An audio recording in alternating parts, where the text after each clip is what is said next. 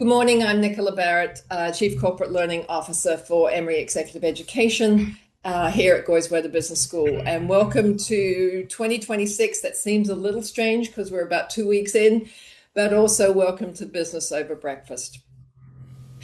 As we look ahead to the rest of 2026, many of us, and certainly our businesses, naturally shift into reflection and recalibration mode.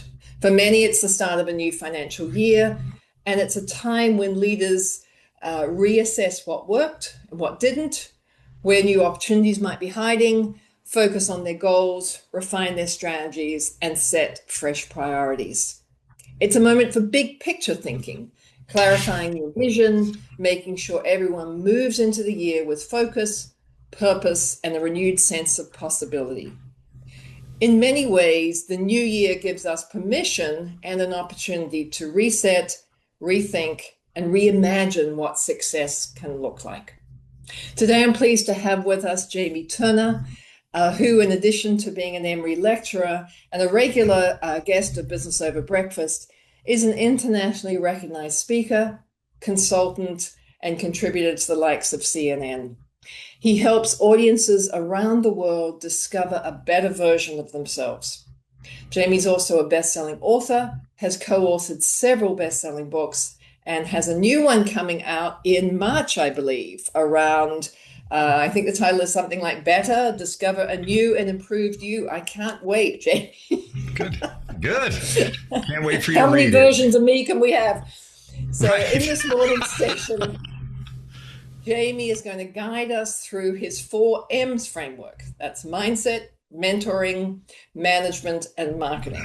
It's simple but transformative roadmap designed to help you leave last year's challenges behind, thank goodness, and step confidently into the year ahead with clarity, optimism, and purpose. Jamie's going to answer questions throughout the session today, so please post anything in the chat or the Q&A box, and we'll make sure that we get those to him during the session. To help you and your teams build the skills and capabilities designed to thrive in 2026, I do want to highlight a few upcoming learning opportunities that are specifically designed to provide the frameworks and the practical approaches that business professionals, managers, and leaders need to elevate their craft. We have short courses like Executive Communication and Leadership Presence, Next Level Leadership that gives people that enterprise perspective that really focus on equipping you, your teams, with new knowledge, new skills, and new behaviors to raise your profile as a manager and a leader. We also have other courses that focus on helping you leverage new technologies, AI and analytics, in your work and your business. Understanding how those technologies change the competitive landscape, but also create opportunities, and also how to navigate the minefields and how to lead a digital transformation. So please take a look at those, think about how we can help you fill any gaps, develop new muscles, and thrive in 2026. Thank you, Jamie. I'm going to hand over to you, and I'm curious about the 4M's. Excellent. That sounds terrific. Greetings to everybody.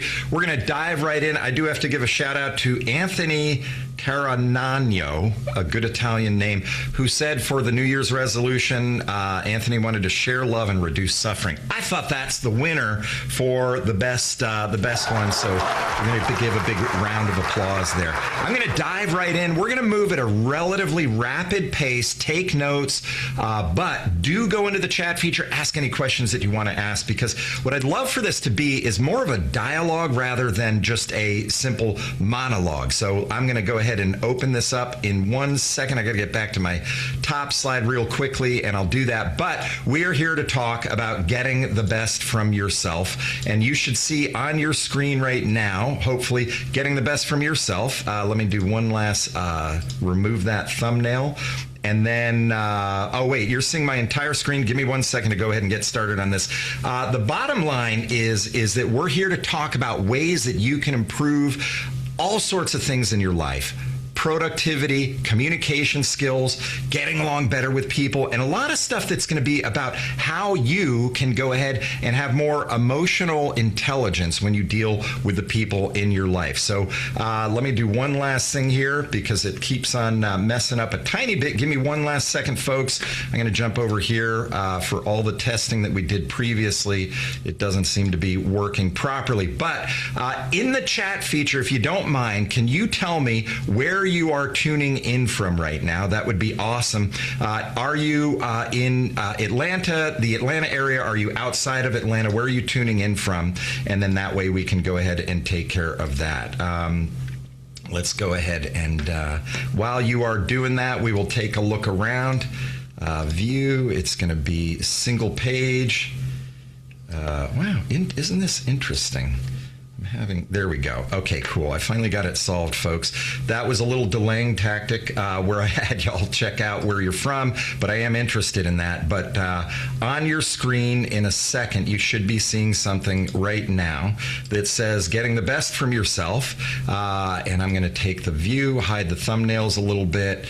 And somebody give me in the chat feature, are you seeing the screen that says getting the best from yourself? So you should be seeing that right now.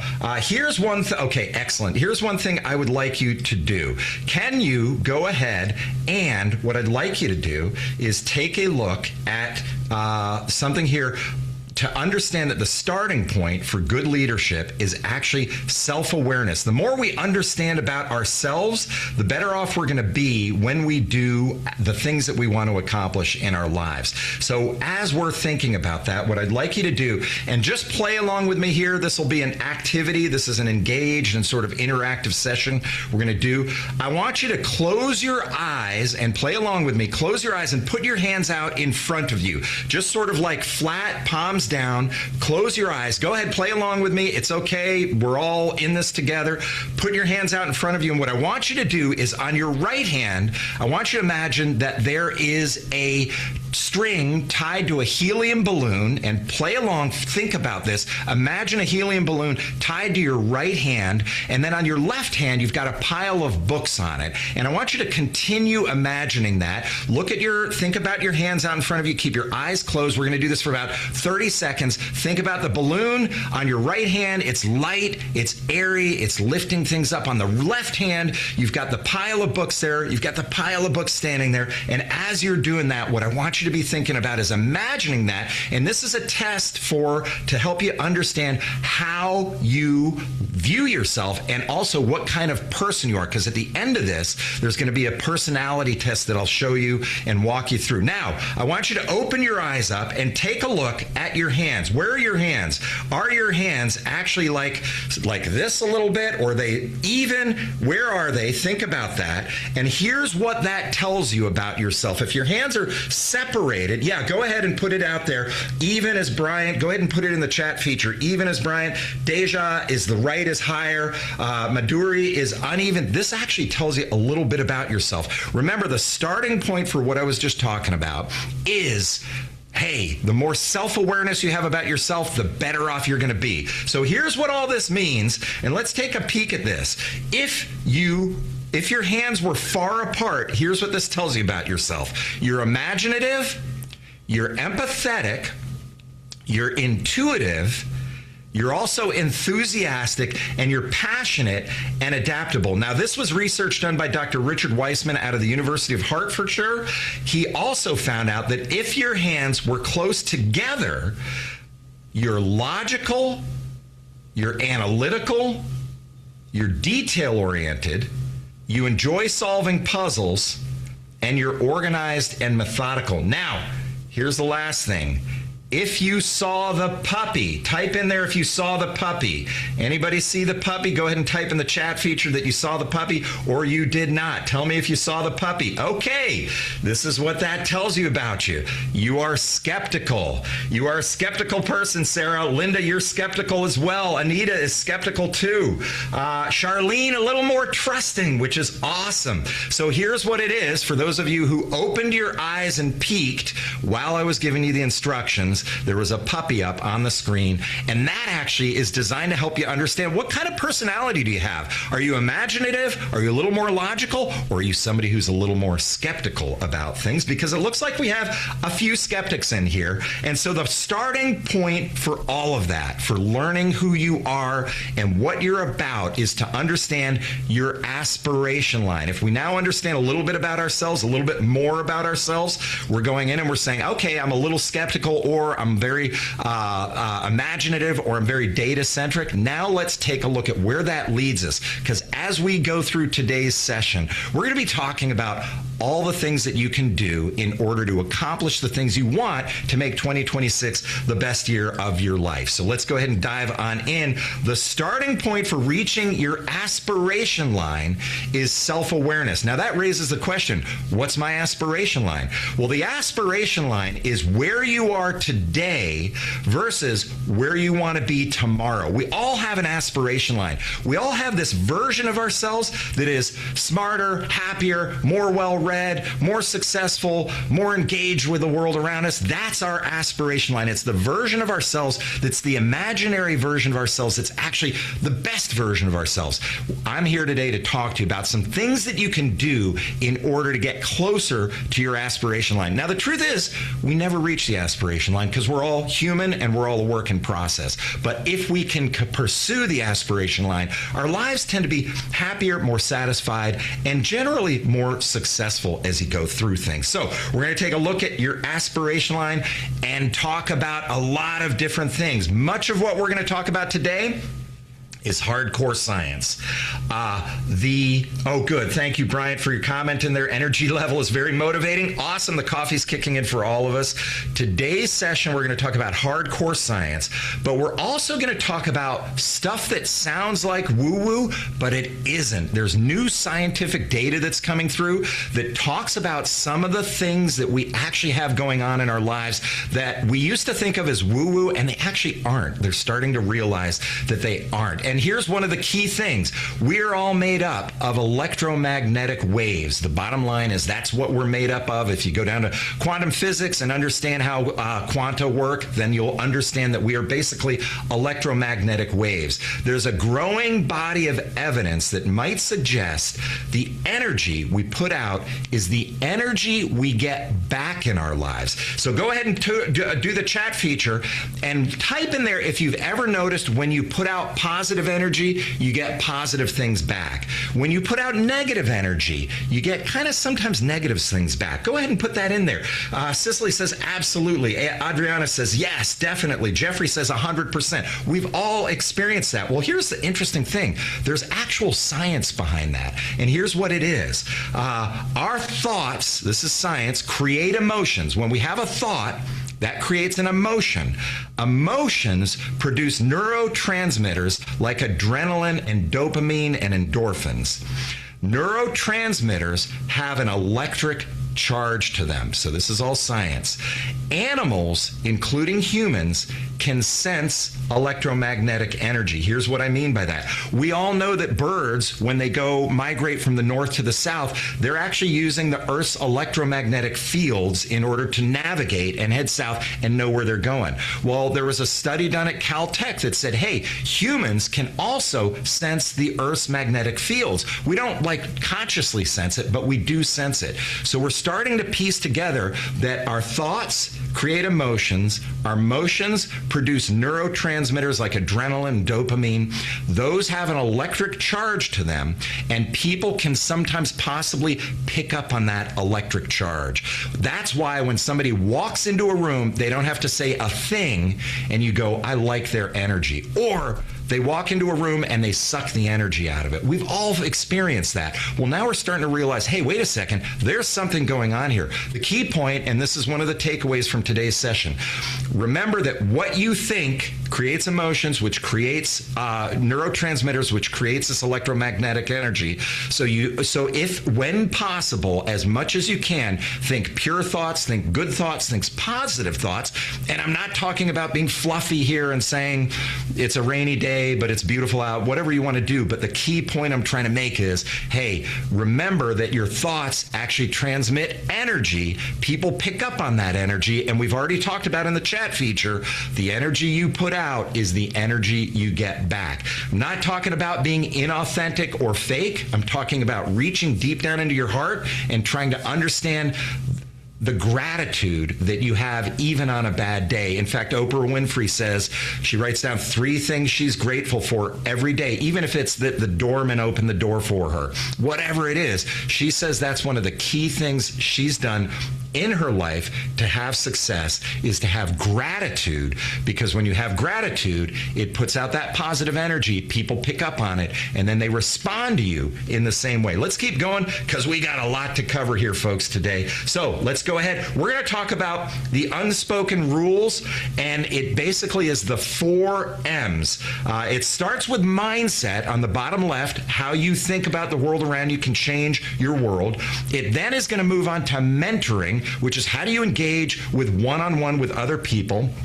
We'll then move into management. How do you talk to larger groups of people, your team of 8 people or 10 people? And then we'll get into marketing. What is your personal brand, and how can you use your personal brand to engage with people better as you go on with the life that you're leading? So that's a great segue into the... Yes. Sorry to interrupt, but Stephen asked a question in the chat about, can you comment on the difference between discipline, corrective action versus that negative feedback and energy? Yeah, sure, absolutely. So I think what Stephen's asking there is basically, how do I respond to constructive criticism? Stephen, if I got that wrong, type in the chat feature a clarification of that. But it basically is you're trying to go in and take, of course, the data around the constructive criticism so that you can then leverage that data to improve yourself. It does require you to eliminate the emotion tied to it so that you can look at the facts as opposed to the intensity of the delivery of that data or the nastiness of the delivery of that data or whatever it is. And I think I got that question right. If I didn't, feel free to go into the chat feature and ask away. And Nicola, thank you. Please do keep interrupting, because as we've talked before the session, I love it when there's a conversation going on. I love it when people ask questions in the middle of stuff. The book coming out that talks about these 4 quadrants, mindset, mentoring, management, and marketing, is called Better, Discover a New and Improved You. It comes out on April 6th. It's how to accomplish more with lower stress and greater fulfillment, and it'll be available at fine bookstores and a few not so fine bookstores on April 6th. So let's start off by talking about mindset so that we can dive into that. Here's something I'd like everybody to do, another exercise, sort of interactive. I said this was going to be interactive. I want you to cross your arms. Just sit back and cross your arms. Go ahead and play along with me. Cross your arms. Okay, you got them crossed, right? This makes a point about your neural pathways. Now I want you to reverse how you cross your arms. Go ahead and try that. Now, most of you probably weren't able to really reverse it very comfortably. It was a little wonky when you tried that. That's because your neural pathways are in a rut. What does that mean? We get our neural pathways to figure out how to do certain things, how to think certain thoughts, how to walk through a room, how to cross our arms. When we try to unwind those neural pathways and try something new, like crossing our arms differently, it sort of makes the neural pathways go, "Wah! I can't figure out how to do this. I'm all screwed up," all that sort of stuff. That's an important point, because basically what science is teaching us now, of course, is about neuroplasticity, that you can change the wiring in your brain to a certain degree so that you can change your behaviors, your thoughts, and your actions. And when you do that, you end up being able to have the life that you're looking for. So remember, you can change your neural pathways. It's not easy, but with time and effort, you can actually do it. So your neural pathways are sort of like ruts in a ski slope. When you go down a ski slope, if you get into the ruts, you start going down the ruts. That makes it easier in a certain way, but if you try to move out of the ruts, it makes you fall. And that's what happens when you have your neural pathways in a rut. You start trying to solve new problems with the same old solutions, and you have the law of diminishing returns. The key is to rewire your brain so that your neural pathways have kind of a fresh blanket of snow over them. And there's a lot of different techniques you can use on this. One of them is called EFT, which is emotional freedom technique. It's a tapping technique. I use it when I need to rewire my neural pathways about negative thoughts or things that I don't want to have going on. And I tap my collarbone and I say to myself, and I shift the thought over to what I want to be thinking. So I tap my collarbone, which actually kind of gets your nerve endings going like that. And when you tap your collarbone, basically what happens, it helps you change your neural pathways. It doesn't happen immediately. It takes a little bit of time. But if you ever find yourself having negative thoughts about your boss, about a coworker, about anybody, try tapping your collarbone and start having gratitude for the good things that they bring to the world. And then that way you can kind of rewire your neural pathways. So we've covered a lot of ground already, but we're just getting started, folks. So let's go on. We're going to talk about System 1 and System 2 thinking. And Mara, by the way, I'm seeing in the chat feature, can we use this with our kids? Clarify that. If you mean the EFT tapping, that I can address that. If you mean something else, just go ahead. Oh, the tapping. Yes, your children can use the tapping. It's a little more for the advanced practitioners. There's tapping on the collarbone and tapping on different places. I used it one day. I was feeling anxious. Don't know why, but we're about to talk about why anxiousness happens in the brain, and it's in the amygdala. You get wound up, and I was feeling anxious, and I went to a YouTube video that did a tapping exercise. Started on the top of the head. You do that for like a minute, then you go underneath your eyes, then I forget where, underneath your nose, and then you went through everything, your collarbone and stuff like that. I'm not kidding you, in 15 minutes I went from being wound up to being calm. So let's talk about why that happens, because that's actually the next slide, which is System 1 thinking versus System 2 thinking. The amygdala is the reptilian part of your brain which deals with things in the 4 F's: food, fight, flight, and procreation. And the amygdala is basically the instinctive part of your brain.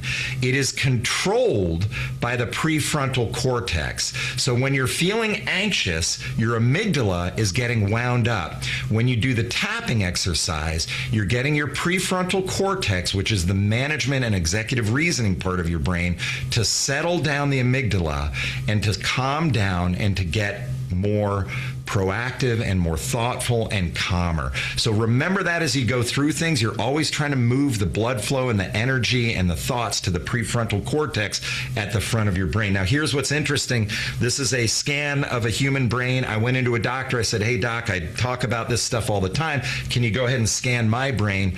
And unfortunately, that's the scan I got back, which is a bummer, but it is factual. I'm going to tell you a story about a video arcade 3/4 an event that changed my life, and it can change yours too. I'm young. I'm 14 years old. I'm playing at a video arcade. I'm playing the game. I get up to 20,000 points. Awesome. I put in my next quarter. I get up to 25,000 points. I got one more quarter in my pocket. So I'm thinking, all right, I did 20,000 points the first time, 25 the second time. I can hit 30,000 points the third time. I don't put in the quarter. A young woman, a young girl taps my shoulder. She says, can I step in? I said, sure. I watched her do the video game, and she scored 70,000 points. Now, my mind went, because I was like, I didn't even know you could get 70,000 points. So she leaves, and I go and I put my third quarter in. Now, remember, I thought 20,000, 25,000, I'll hit 30,000. I put my third quarter in. Because my mind saw that 70,000 points was possible, I was able to get 50,000 points on my third try. Why? Just because my brain said, this is possible. So I'm going to encourage everybody here to think about what is the most amazing thing that you could have happen to you this year. Check out somebody else who that's happening to. Oh, my friend is getting promotions, or my cousin is very successful in this, or this person is improving their relationships, and see that and say, that's possible for me too. Because why not? Why can't you have the better relationship? Why can't you have the things going in your life the way you want them to? Well, here's why. Because you've got to change your mindset in order to accomplish those things. So let's keep going as we do this. As I mentioned, I said we'd be moving pretty quickly. I know I'm moving fast, but there will be a recording of this as we go through this. Here's an interesting fact. The brain doesn't know fact from fiction, A study out of Harvard took people who had never played piano and divided them into two groups. The first group practiced an exercise for 2 hours a day for 5 days. The second group simply imagined that they were doing the exercise. They didn't practice, they just imagined they were doing the exercise. Brain scans showed that both groups had a dramatic increase in the number of new neural circuits in their brains. In other words, the people who mentally rehearsed the actions had brains that looked like the experience had already happened.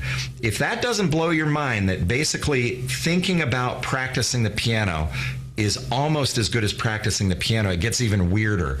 Another study found they did the same kind of thing with weightlifters, and they measured body mass. And the people who lifted weights, of course, increased their body mass over the 3 weeks that they did the study. The people who imagined lifting weights, they didn't lift weights, they imagined lifting weights, increased their body mass by 50% of what the people who actually lifted weights for, which is great news for us who don't want to lift weights. I actually do lift weights because it prevents dementia. But the bottom line is that is showing you the power of the mind. Whether it is the piano or the weightlifting, you can actually use the power of your mind in order to change the world around you. When you use there's a typo there. When you use of affirmations, which are I am statements, or repetitive verbal cues, you're basically training your brain to manifest the experience you're imagining. So here's the deal here.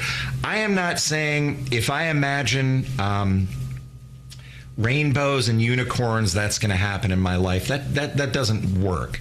What does work is if you imagine an outcome in your life, you will start changing your behavior to behave like that outcome. And the result is that you will actually have things happen in your life that match that idea that you have. So here's how that works. When you do affirmation statements, they are I am statements. You just write down I am and then fill in the blank. This is a true story. 25 years ago, I was a mid-level employee. I hadn't written a book. I hadn't written an article. I hadn't written a blog post. I was just a mid-level employee. But I went in and I started writing down, this is a true story, my I am statements. And every day I wrote down, I am an author who travels the globe helping others improve their lives. I'm an author who travels the globe helping others improve their lives. And I wrote it down 15 times a day for months. And guess what happened? Later that year, I bumped into somebody who said, oh, I know a publisher. And I'm like, my brain went, oh, I'm an author who travels the globe helping others improve their lives. And so my brain said that to myself. And when I had that conversation, I said, oh, hey, I'm going to write a book. Can you introduce me to the publisher?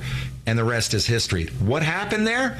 Because I'd trained my brain to have the antenna up and to be listening for the signals, I was able to react to that signal and behave towards it and move towards it, where if I hadn't been training my brain to be thinking that thought, I would have heard somebody say, oh, I know a publisher, and I would have said, where do you want to go for lunch? You know, that kind of thing. So what you tell your brain can actually change your life, and it did for me because it ended up changing my life as I go through things. So we're talking about the unspoken rules. These are the secret messages or the secret things that you can do. We're going to talk about mentoring now. We've already talked about mindset.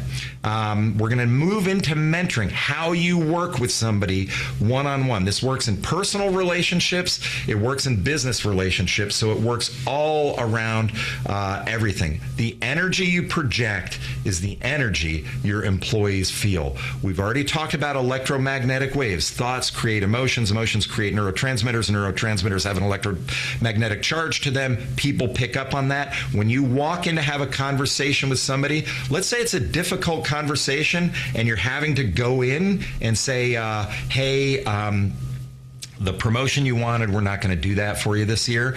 That's a tough conversation. If you're nervous, they're going to be nervous. If you're stressed, they're going to be stressed. If you walk in and your energy is neutral and just factual, they're going to feel like, okay, I'm dealing with the data here. So that's the key thing, is remember, the energy you put out is the energy your employees feel. Let's also do another exercise here, because what surrounds us influences our perception of the world around us. And this is a little exercise. Some of you may have seen this before. What I'm going to ask you to do is close one eye when I show the slide again. And I wanted you to take your finger and cross your finger, your index finger, between the two tiles. There's a gray tile on top and there's a white tile on the bottom, and I want you to cross it and then type into the chat feature what you notice. So here's the gray tile, and do that exercise where you close one eye and cross it over, and what do you notice about the color between A and B? And it makes a point about what we're talking about here, about how, yes, they are the same color, exactly. So that makes the point, which what surrounds us influences our perception. So if you are surrounded by negativity, you are going to see the world around you as negative. Oh, interesting. Some people said B got darker. That's kind of interesting, huh? If you are surrounded by negativity, that is going to change your perception. So try to put yourself in environments that are positive and upbeat, and also are environments that you can leverage for good outcomes in your life. You can see the color swatches there that show it is the same color, although some people did not see that. Here's a very easy trick you can do. Dr. Tara Swart, who wrote a book called The Source, mentioned that if you want to connect deeply with someone, look into their left eye. I have tried this and it actually worked. The theory from Dr. Swart is that when we were babies, our parents picked us up to feed us. When that happens, most people are right-handed, so they pick the baby up in their left hand so they can put food in the mouth of the baby. This goes back to evolution. Put food in the mouth, or today, put a bottle in the mouth of the baby with their right hand. When we look down at our baby, the first eye that we see is their left eye. They're looking up at us. We see their right. On the right is their left eye. When we do that, we connect with them. So the theory from Dr. Swart is when you look into somebody's left eye, what you're actually doing is connecting with them on a subconscious, deeper level, where you can actually create warmth, caring, and joy when you look at people in the left eye. I have tried this and it works, and it's crazy how it works. Now, I'm a skeptic, so anytime I see this stuff, I'm like, there might be another answer to this. It could just be that I'm focused on looking in their left eye, and it doesn't matter if I look in their left or right, I'm looking at their eyes more intently, and people may be just picking up on that. So I don't know why it works for sure, but I do know it does work. Try it next time you go up to the Delta Airlines counter, or when you're checking into a hotel, or even when you go home tonight. Look in the person's left eye, and you'll notice that there's a little bit more of a connection going on there when you do that. So that's something from Dr. Tara Swart. If you want to connect deeply with someone, look into their left eye. Now we're going to move on to management techniques that you can use in order to do all of this. Jamie?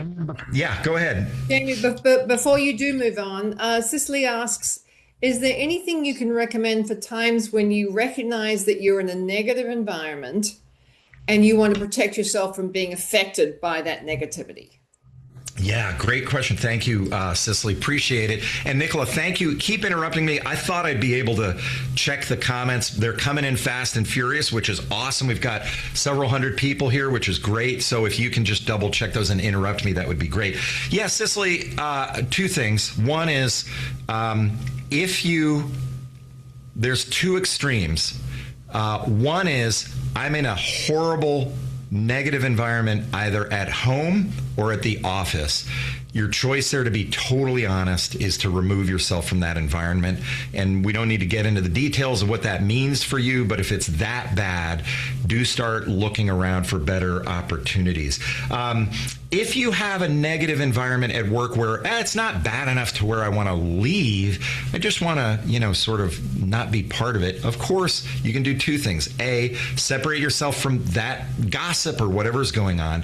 And then B, try to introduce positivity into it. They will pick up on your energy. It's not going to happen overnight, but it'll pick up on your energy and you'll be able to sort of influence the environment around you. So give that a shot.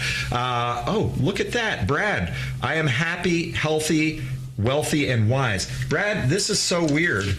I'm going to show you my yellow sticky that says the exact same thing. 2026 themes, health, wealth, and love. So very similar to what Brad said in terms of his affirmations there. That's so cool. That's interesting. All right. We all have a lot in common here because we all want to improve our lives and make them better, both at home and in the workforce. So now let's talk about management and how you manage people around you. Here's an interesting insight I had maybe a couple of years ago. Under 40, you get paid for what you do. Over 40, you get paid for what you know. What does that mean? Let's unpack that a tiny bit. When you're under 40, you're learning stuff, and they say, go do this, go do that. Remember that as you are learning that stuff, eventually you're going to be in a position to teach that to other people. So when you're over 40, generally, broadly speaking, you're hired for what you know and your ability to teach. Oftentimes I have people who come into me and they say, I'm not a very good manager. And I say, well, that's because you're still doing the stuff. A manager doesn't do the stuff. The manager actually teaches others how to do the stuff. I used to tell my employees, hey, listen, I'm going to leave you alone. I'm going to give you a goal. You try to reach that goal. I'll give you some guidance. The only time you're going to hear from me is if you get in a jam and you need some help. Then I'd be happy to help you out. Other than that, I'm going to kind of let you do your own thing. So that was people under 40 because I was paying them for what they do. I was the person in charge of doing things that were teaching people. So remember, as you get older in your career, you actually become a teacher. And it's great that we're here at Emory because that's a wonderful teaching institution that does a lot of things. A good manager doesn't confuse action with progress. I was coaching an employee out of Dubai.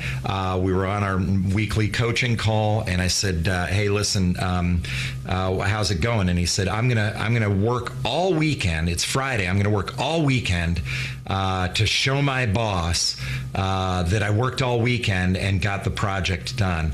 And I said, "Your boss doesn't care if you work all weekend. That's a false narrative in your mind. Your boss wants the project done.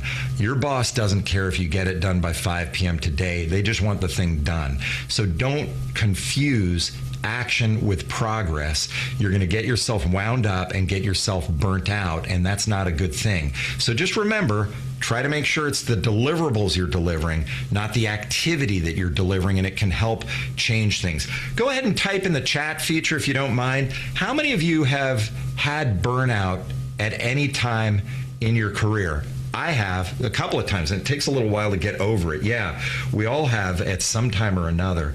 And, the problem with burnout is we are doing that thing that we just talked about. We're thinking that activity is better than the outcome, when the truth is the less work you can do to achieve the greatest outcome is what your goal should be. It should not be, I'm going to do a ton of work. I used to think that, it's all about hard work.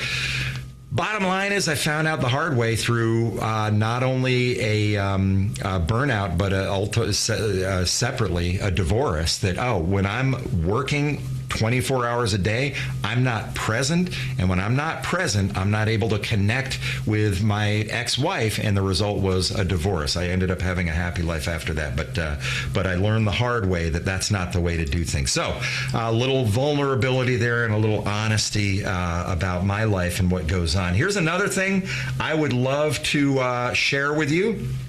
Some leaders think that if you take something simple and make it complex, you're smart. The truth is, a good leader takes complex things and makes them simple. Now, I'm in the world of academia, and I know our hosts here are in the world of academia, but one of the things that drives me crazy about academia is that the people who write textbooks take a simple concept and create an entire chapter around it, and I'm like, it's not that complex, folks. You're just trying to fill pages, and so that you can sell more textbooks, so the textbooks are that thick. It drives me crazy. Nicola, you're turning on your camera. Do you agree or do you disagree? Yeah. No. I totally agree. And I also know that that can be a challenge for some of us. Linda asked, can you put that slide back up? Yeah, sure. Linda, I'm assuming it's this slide right here. If it's not, tell me, and we'll put up everything. Some leaders think that if you take something simple and make it complex, you're smart.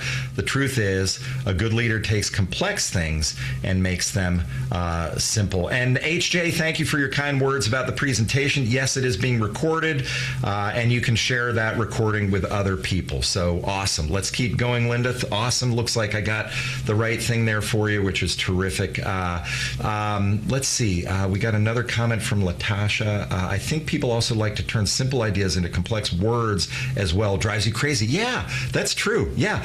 Here's a quick sidebar. If you think about the biggest and most important concepts in life, they are the simplest ideas. And those concepts are love, charity, forgiveness, kindness. Not big words, not even big concepts, but they're very hard to execute. So as you're going through your life, just remember those core concepts that make you a wonderful human being are the concepts that are the simplest. Love, charity, forgiveness, and compassion and all that sort of stuff. So let's keep going as we move along. I love this. Y'all are engaged. You're talking. You're chatting me up. That is so cool. Thank you so much. Your team members want to be told what mountain to climb, not how to climb it. Another key thing, and we talked about that a minute ago, which is they do not want to know how to climb it. They want a little guidance, sure, because you're a teacher if you're over 40, but they do not want you to climb the mountain for them. Let's keep going on all of this. And Anita, thank you for your kind words about the presentation. That's terrific. We're going to now move into marketing, which is basically talking about how you do your personal brand. Why is a personal brand important? I want you to go ahead and go into the chat feature and tell me why a personal brand is important. Just think about it for a second. We're going to do a little bit of Jeopardy music while you're typing it in there and thinking about it. Gabby got it right. Builds trust and credibility. Great. Go ahead, keep typing. Yeah. Good. Excellent. Relevance to what you do. We got them coming in now. It shows who you authentically are. That's a key thing, that authenticity in particular. Today, I'm going to get to that in a second on why that. It's your North Star. I like that for how you want to be seen. It keeps moving. And what you want to contribute. That's good. Awesome. Keeps responsibility where it needs to be. That's cool. It presents who you truly are to the external world. Keeps the focus. Builds credibility. Very good. All of those are awesome answers. Keep typing them in there. Yeah, absolutely. And let's talk about authenticity for a second.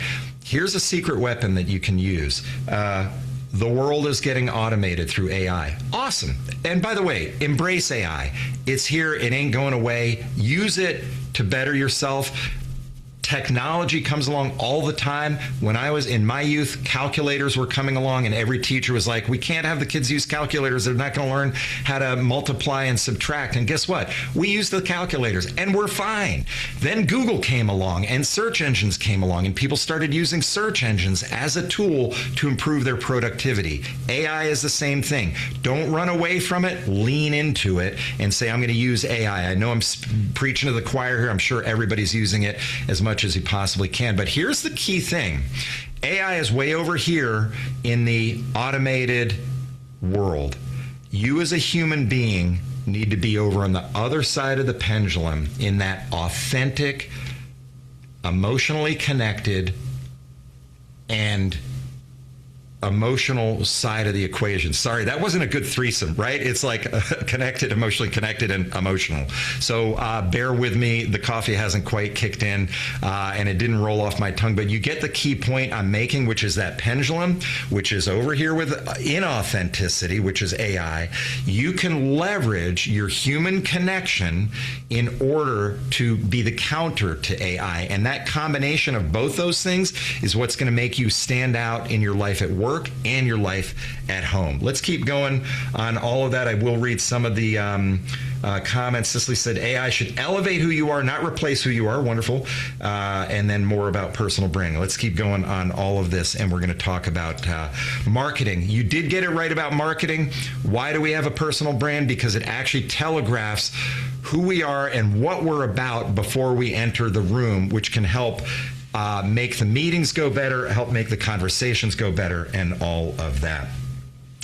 Perception is reality. That's a key point that I'd love for you to understand. Your personal brand is your unique combination of skills, experience, and personality. So, for example, Starbucks can charge 3 times more for a cup of coffee than other places. Why? Because the perception is that the coffee is better. Is that true? Maybe, but maybe not. They basically say, hey, I'm going to go in and charge 3 times more. So let's do a quick exercise in the chat feature again. You've seen this before. It came out a few years ago. Do you see white and gold or blue and black? And type in there what you see. And let's see how many people were. It usually comes out about 50-50. And let's see what we got here. It looks like it's still about 50-50. It's so funny. I definitely see white and gold, not blue and black. That's just so funny. But that gives us the understanding of the key point I'm trying to make, which is perception is reality. To half of the room, it's blue and black. To the other half of the room, it's white and gold. Your reality is your reality. So when you're thinking about perception being the reality you're putting out, remember your personal brand impacts the perception of you to the world around you. I'm going to give you an exercise. Don't do it right now. Do it later. When was the last time you Googled yourself? 50% of the people who Google themselves aren't happy with the results. So do check that occasionally. And as Warren Buffett says, it takes 20 years to build a reputation, but it only takes 5 minutes to destroy it. There was a famous advertising executive in New York City, ran Ogilvy, actually the parent company for Ogilvy, built up a great reputation over 40 years. And then, and I'm about to get salacious here, brace yourself, it's morning, but this is a true story. He used the company credit card to pay for a prostitute. 2 bad things there, the prostitute and using the company credit card for it. And the board fired him. And so in 5 minutes, his life crumbled. Why? Because he was an idiot and because he did something that he shouldn't have been doing. And that's what Warren Buffett's talking about here. It builds 20 years to build a reputation, but it only takes 5 minutes to destroy it. Let's talk about how to get the best. Jamie? Yes, ma'am. So thank you for that. I've actually witnessed some of those things in my career.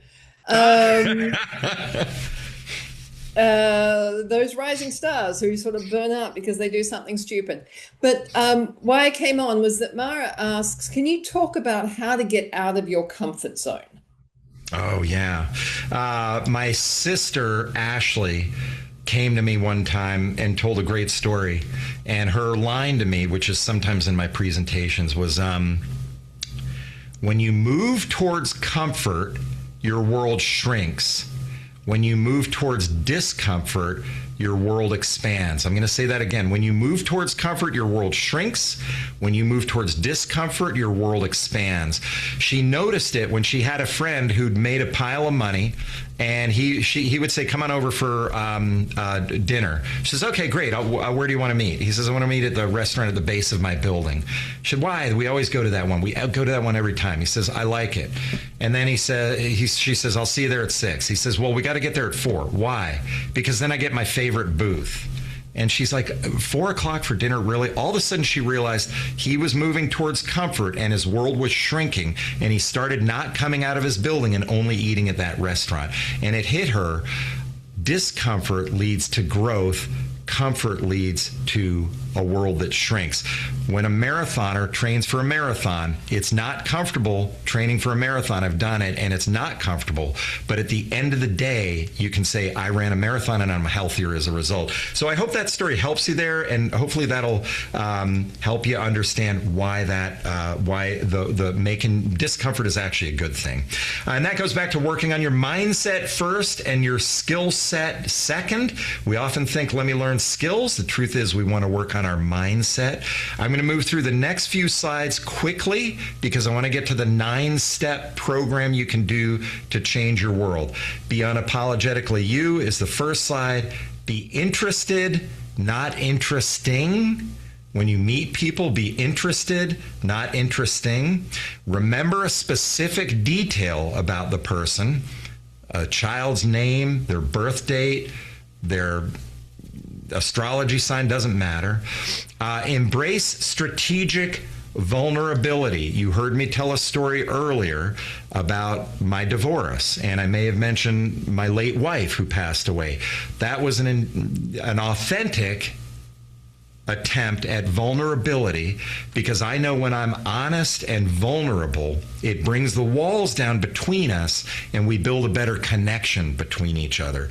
So use strategic vulnerability, which is sharing truths about yourself that are authentic, and not manipulating the situation, but just being open and honest. And you'll find the walls come down when you're trying to connect with somebody. And that was a technique I already used here in this meeting intentionally. Listen with your eyes. And again, I'm moving through these a little quickly. Practice polarity. This is kind of an interesting one. When you do polarity, it's actually disagreeing with somebody gently, without disagreeing about something that is going to blow up in everybody's face. The reason you want to do this is because it teaches you that it's okay to have your own point of view and to not share somebody else's point of view. So start small, saying something like, I hate Starbucks coffee. And you'll realize people are like, oh, okay, fine. And then you go to the next level up. I think, don't quote me on this, I think college is a waste of time. You know, it's not. But, you know, you go in and you say something and you trot things out that are a little bit pushing the limits, but it teaches you that, hey, they might disagree with you, but they're not going to hate you. So practicing polarity is a great way to kind of get into your comfort zone of making sure that you can do things that are maybe not popular, but are proper. Softening words are important to make a conversation less adversarial. Use softening words and phrases such as perhaps, maybe, I think, and it seems. Now let's talk about the 9-step program to get the best from yourself, and then I'll wrap up. This will take about 5 minutes, and we'll wrap up a couple of minutes early, and I will turn it back over to Heather, who will round the bend for us. Here's the 9-step program, and Jacqueline, yes, the slides, I think the slides will be shared. Maybe one of Heather or Jennifer can answer that question, but I know the video will be shared. It's a 9-step program to help you get the best from yourself. Step 1, understand that the world around you responds to clarity and intention. A lot of people float through life. If that's your thing, that's okay. But I'm in the camp of when I know what island I'm pointing my boat towards, I can sail to that island. The winds may change. I may go through some storms along the way, but at least I'm pointing my boat towards the island that I want to go to. Some people will say, nah, I'm just going with the flow, and that's okay. But I understand that the world around me responds to clarity and intention. Step 2, realize that achieving great things is not about effort. It's about allowing. Now, I'm a case study in hard work and burnout, and I'm trying to do the opposite, which is to go with the flow a little bit more. And there's a great Asian spiritual philosophy called Taoism. Some of you may be familiar with it. There's a concept in Taoism called Wu Wei.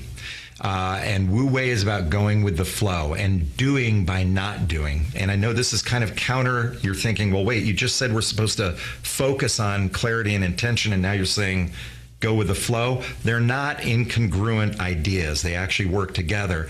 The idea of Wu Wei is the art of sailing rather than the art of rowing. Wu Wei, which is letting go, is the art of sailing rather than the art of rowing.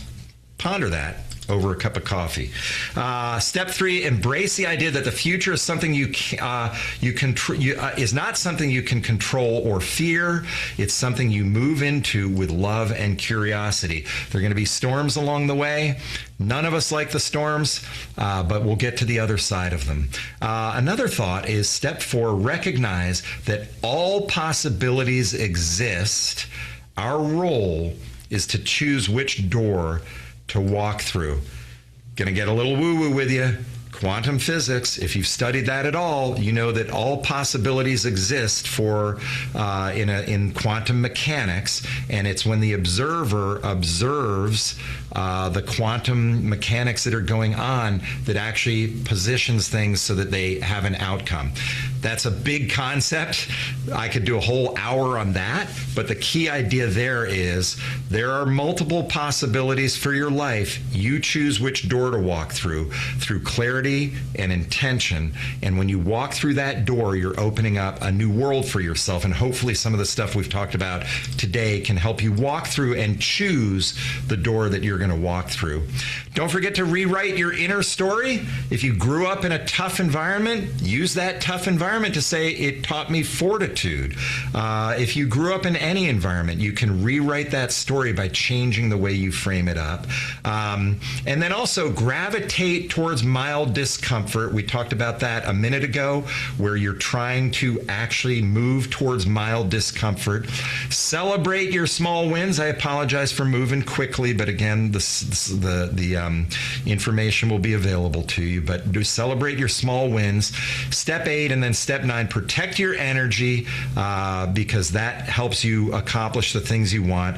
And then step 9 is imagine the circle of love. Whenever you're feeling stressed or down in the dumps, close your eyes and imagine all the people in your life who love you in a big circle around you. I've done this before. It works wonders. Family members, grandparents, ancestors, people in your daily life, and just close your eyes and picture them sending you love.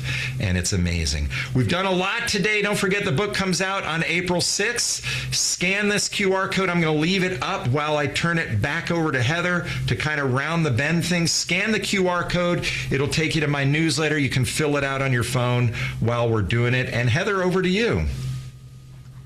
Jamie, thank you so much. I have to catch my breath with all the content, with all the nuggets that you've shared. I can see it in the chat. We've had several requests to have you back. We could probably break down this presentation into probably a year-long series of different things that you've shared today. So thank you so much. Your energy is contagious. Thank you. Yeah, I have a page full of notes that I don't even know how I'm going to begin to act on these things, but I love it. I love it. I love it. So thank you so much, everybody. We always, I'm going to share my screen here. We always so appreciate that you are willing to spend your morning with us. Here we go. There we go. We always love that you spend your morning with us, and we trust that you will continue to come back because of these valuable insights and because of the expertise that we bring to Business Over Breakfast series. So speaking of expertise, coming up in February, I can't even believe I'm saying this already. It's going to be February soon enough. We have Ira Glesser, who will introduce the concept of stewardship for business, which when practiced effectively will enable you to communicate the value you're creating for your clients, gain a deeper understanding of their business goals, and identify mutually beneficial opportunities for you to grow the business. So this is February 5th. And then on February 19th, we have Leading Adoption, the missing link between innovation and the results. Please do come back and share some of your morning with us then. So it's a new year, and there are so many possibilities. Again, with all the things that Jamie shared today, we've got even more possibilities. But there's no better time to consider your development. And if you have learning goals, we have options for you. Just to remind you of a few things that Nicola touched on in the beginning, we've got some upcoming in-person short courses, our very popular executive communication and leadership and presence. We've got next level leadership and enterprise perspective, again, for mid-level leaders who want to expand their impact across the organization. And then we also have leveraging AI for business, all great things for what is coming up in 2026. And then if you are in any way considering a next professional path as an executive coach, please consider we've got our executive coaching program. We still have seats and availability in our virtual July cohort, as well as our on-campus October cohort. And then finally, if you like to learn at your own pace, we have asynchronous online courses and certificates. You see those on the screen. Please see the email or the chat information, the QR code on the screen if you want to get additional information on any of those things. As we said in the chat, we will share the recording for this, and we always appreciate your continued engagement and feedback. Thank you so much for joining us today. We wish you a happy Thursday, January 2026. Thanks, everyone. Thank you. Take care. Bye. Thank you.